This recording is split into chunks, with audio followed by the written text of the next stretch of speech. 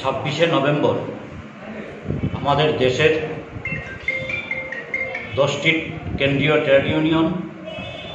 এবং বিভিন্ন স্বতন্ত্র ফেডারেশনগুলি এবং দেশের 200টিরও বেশি কৃষক এবং ক্ষেতমজুরদের সংগঠন ডাক দিয়েছে দেশব্যাপী সাধারণ ধর্মঘট। সারা দেশে শ্রমিক, কৃষক সহ সমস্ত অংশের মানুষের উপর কেন্দ্রের বিজেপি সরকারের একের পর এক জনবিরোধী নীতি গ্রহণের বিরুদ্ধে প্রতিবাদ জানিয়ে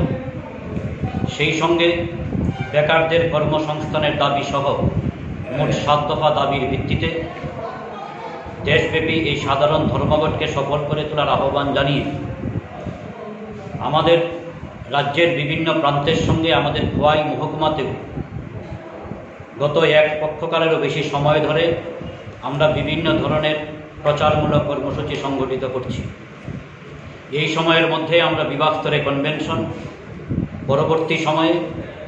বিভিন্ন বাজারগুলিতে বাজার সভা,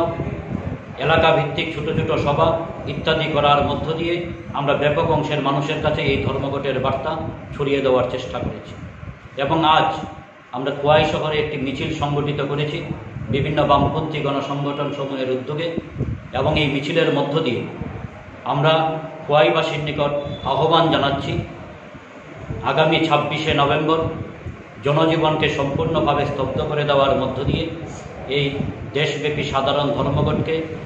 সমস্ত অংশের মানুষের স্বার্থে সার্বিকভাবে সফল করে তুলবার জন্য।